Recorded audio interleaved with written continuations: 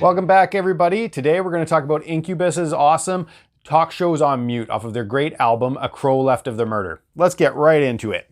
And don't forget to subscribe if you haven't yet. Where else are you going to get all of these free tabs right on the screen for you? Here we go. It's basically two chords in the intro. We're outlining a C and an A minor 7. But we're just implying them. We're not really playing those chords. And we're doing that by using the two bottom notes of each chord. So we start off by putting our third finger on the 3rd fret of the A string and our second finger on the 2nd fret of the D string. And you can play it with your first two fingers, but if you want to play it the way their guitarist Mike Einziger plays it, then he uses the middle two. And important to note what we're doing with our picking hand too. This is all downs for the most part. It has a very, right? Da, da, da, da, da. We want to have that down strumming going all the time. And it's a very 8th note feel, 1 and 2 and 3 and 4. And so we don't want to have that down up thing going. It's going to totally kill the vibe of the song. So to get this to sound right, we want to hit those two notes twice and then hit 2 open strings.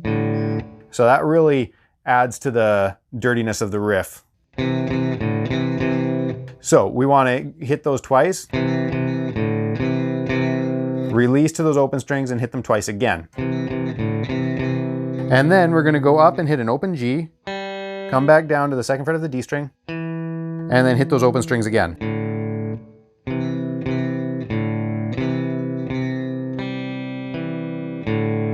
Okay?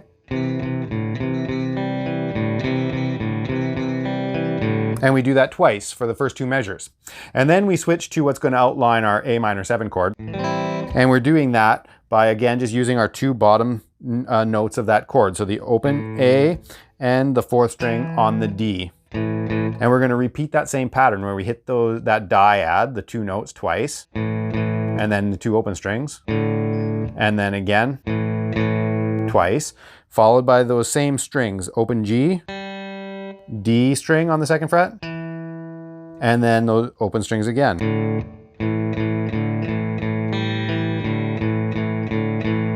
Okay, so, and then that very last measure, the 4th measure, we actually want to slide up and hit an E power chord on the 7th fret of our A string. So that last measure is going to be this. So it's 1 and 2 and 3 and 4 and. So we change that pattern slightly in that last measure and get that power chord, which might be a little bit of a jump for you. Here's that full first riff again. When the song kicks in, you hear this.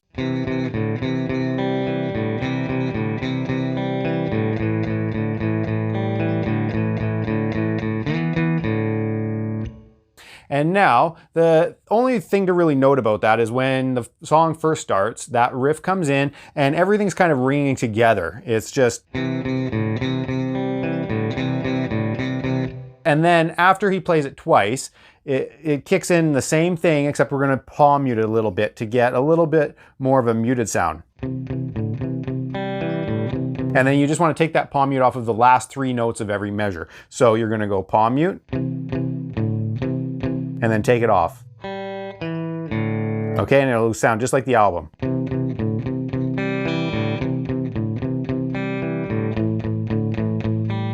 And so on. Okay, so that covers the intro and verse riff, and now let's get into the chorus.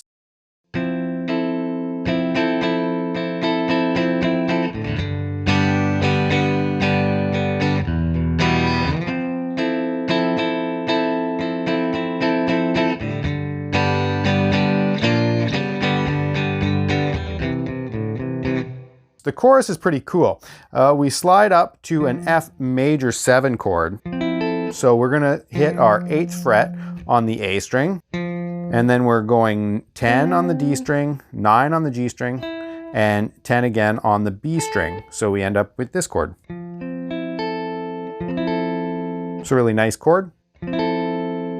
Okay, now the strum pattern that I provide in the tab is just kind of an overall vibe of what he's doing. In fact, you know, he changes it every time he plays it. It's a very improvised sort of rhythmic figure. And, you know, once you get a hang of this, then you're going to be able to loosely change it up a little bit.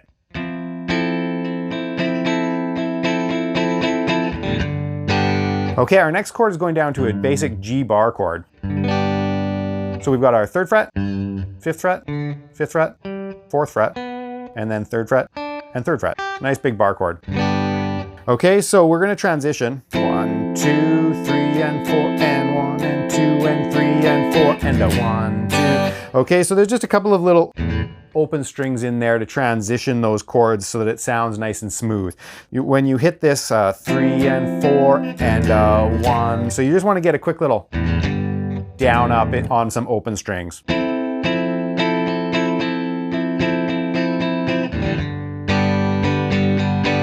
And then we just kind of repeat that same strum pattern down on the G, just. Okay, but here's where it changes. We don't just hold that G for 2 measures. We actually go to an E minor.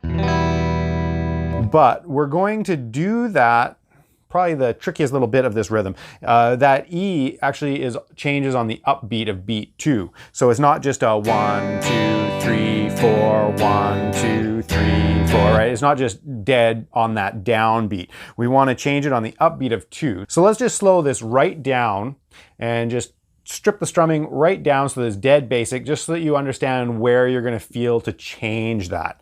So you're going to hold this G chord for 5.5 beats total. 1, 2, 3, 4, 1, 2, and. Okay, and then that change finishes off that second measure. 1, 2, 3, 4, 1, 2, and 3, 4.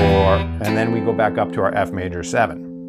So once you have a feel for changing that to the E minor on the upbeat, then you can start playing around and making it sound like it does on the recording.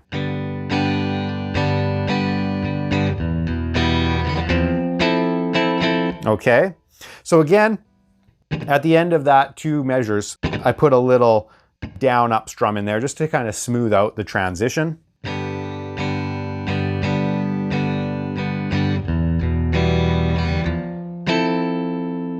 Okay, and then we repeat this F major 7.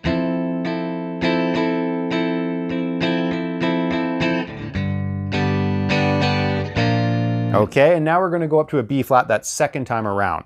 So we repeat that F major 7 like we did the first time, go down to the G, just like we did that first time. And then we're going to actually go up to a B flat. Just slide that bar chord up from the 3rd fret to the 6th fret. So we're going from a G to a B flat. And we're doing that on the upbeat of beat 4. 1, 2, 3, and 4, and.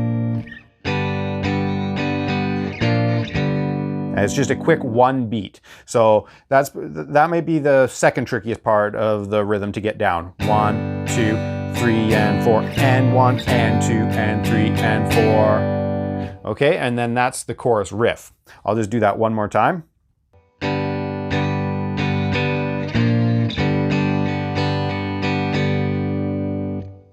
Okay, moving on into the track. Verse 3 starts at 1 minute and 18 seconds approximately, and we get a little bit of a break from any complicated playing. We just have to ring out a few chords here. So we're outlining that C to A minor chord change, and we're doing it with some nice sounding chords. We're using a C major 7, so we're just fretting those 2 notes on the A and the D string like we've been doing, with the G, B, and E strings all open. Okay, when you strum these chords, don't just, you know, go one little blast with your pick hand. Just kind of go nice and slow. Get that bring. Okay, and now our second chord is an A sus2. So your second finger can actually stay put on the D string. Move your 3rd finger up to the G string and go through 5. And we're just holding each of those chords for 2 measures. So 1, 2, 3, 4, 1, 2, 3, 4, 1, 2, 3, 4, 1. And then we just do that again. C major 7 again, A sus2.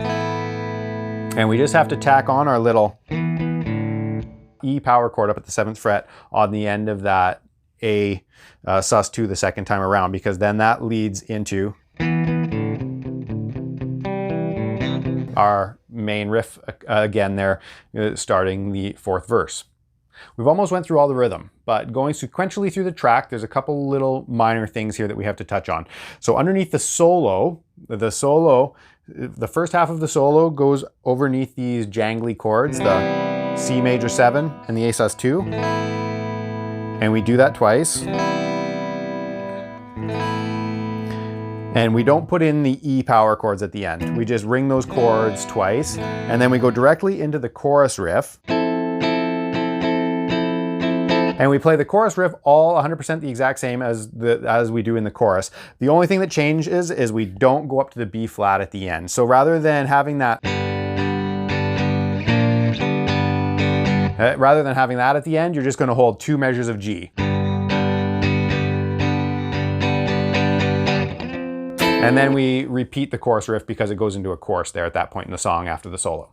Now, that's pretty much her. All that we have to do is talk about the very end, because there is a slight difference there at the very end. Starting at 3 minutes and 15 seconds or thereabouts, we get into a little tiny 4-bar interlude with the last verse, and then that's the outro of the song. So that last little bit of the song is over a new progression. We're going C major 7 for 2, like we've done for every other verse, A sus2, but the A sus2 only for 1 measure, with the 4th measure being an F chord. But I don't hear the whole F chord being strummed, it's just the bottom 4 strings. And that plays 3 times, and then this track ends on an A minor bar chord up at the 5th fret. And again, try not to pick the very high string. If you do, it'll be fine, but I don't hear that on the album. I just hear going through those bottom 5 strings, leaving that top one out, the high E string. It's not played. So the end of the track, starting at about 3 minutes and 15 seconds, is going to sound like this.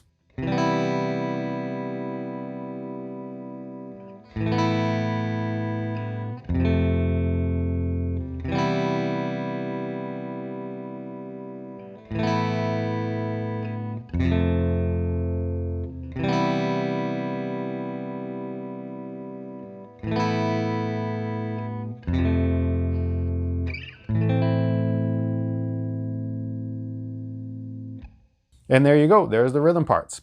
We have a nice little lead, and that's the track.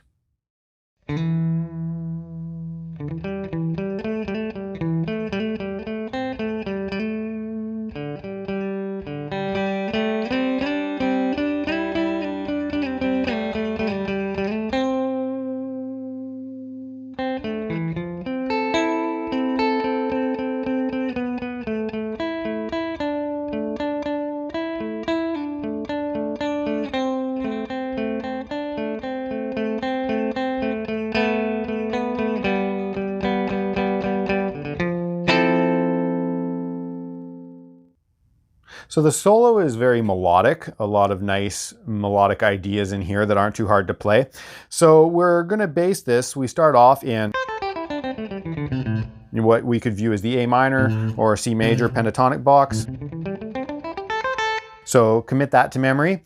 The whole first 4 measures is right out of that. So we start with a little grace note hammer. We're hitting the E on the 7th fret, but we're preceding that by hitting the 5th fret and quickly hammering our 3rd finger down onto the 7th fret. And then we hold that for almost the whole first measure. It's just 1, 2, 3, 4, and a 1. So we do a quick little 5, 7 on the A string to get into measure 2. So you'll want to do a down, up with your pick. Okay, and then we go 5 on the D string, back down to 7 on the A string, 5 on the D string, 7 on the D string, another little grace note hammer, So we're hitting the 7th fret twice, but we're just creating a little bit of excitement, a little variety than just straight plucked notes by adding a little hammer there. And then we're coming back to the 5th fret of the D string, 7th fret of the A string, finger roll up to the 7th fret of the D string. So that second measure is going to sound like this. Okay, then we have another little grace note hammer to start measure 3 from 5 to 7 on the D string. Back to 5 on the D string, 7 on the D string, 5 on the G string, back down to 7 on the D string, 5 on the D string, end it with a grace note hammer to 7 on the D string. So that third measure will sound like this. Okay, then our fourth measure, we hit an open D string to 5 on the D string. And then we're going to ring the open G together with that 5th fret on the D. And then as you'll see, our next little melodic statement is ringing that open G along with notes that we're going to be sliding on the D string to create a really cool effect. And this is my favorite part of the solo. And then to get into that next little melodic part, we hit an open D and an open G. And then we're into our next little part. So we again ring the 5 on the D together with the open G, and you can just let the open G ring along with all of these notes now. So we hit 5 on the D string, 7 on the D string, slide up to 10, and then a quick little slide up to 12, and then back to 10, back up to 12. So that measure is going to sound like this. And then our next measure, we're sliding quickly up to 14. Pick the 14 again and slide down to 12. Hit 12 again and again, slide down to 10. Hit the 10 again, slide down to 7. Okay, so then that measure is going to sound like this.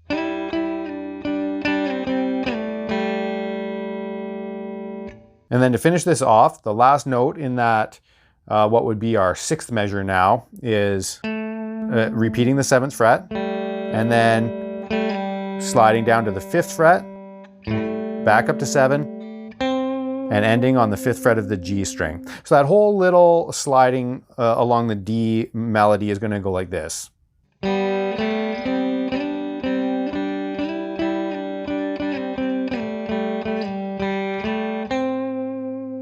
Okay, and then we're into the next part of our solo. The next part of our solo comes down 3 notes out of an A minor bar chord, you could view it as. We're just going.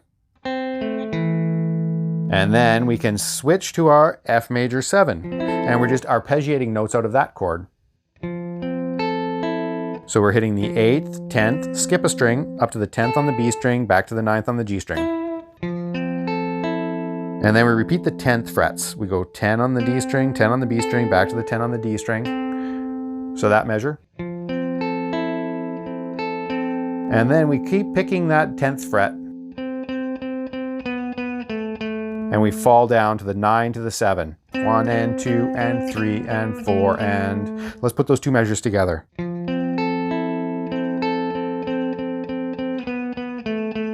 Okay, and then we get into some nice melodic playing along the G and the D string, kind of staying put in this position for most of the rest of the solo. So we hit 9 on the G string, 7 on the D string, 9 on the G string, down to 7 on the G string. Keep the bar across fret 7 with the first finger and hit the 7th fret on the D string, followed by 2 7th frets on the G string. So that whole measure sounds like this. Then we put our 3rd finger back on the 9th fret for our next measure. 9 on the G string, down to 7 on the D string. 9 again on the G string, pull off to the 7 on the G string. And then we have that bar again, so we can pluck the 7 on the D string, 7 on the G string, 7 on the D string. So that measure is going to sound like this. We put those 2 measures together, sounds like this.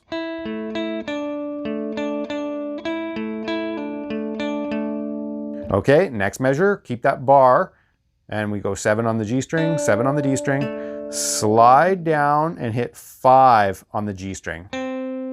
Okay, and now we can use our 3rd finger to hit the 7th fret on the D string, G, 5th fret on the G string, 7 on the D string, 5th on the G string. Use your pinky to grab the 7th fret on the G string, down to the D string, 7th fret, and lift that pinky to get the 5th fret on the G string, 2 hits on the 7th fret on the D string, G string 5th fret, D string 7th fret, G string 5th fret. Okay, so the trick is to get these, finger it in such a way that you can get the notes to ring together as much as possible. Okay, so if you finger it the way I just suggested, that whole series of measures that we just covered is going to sound like this.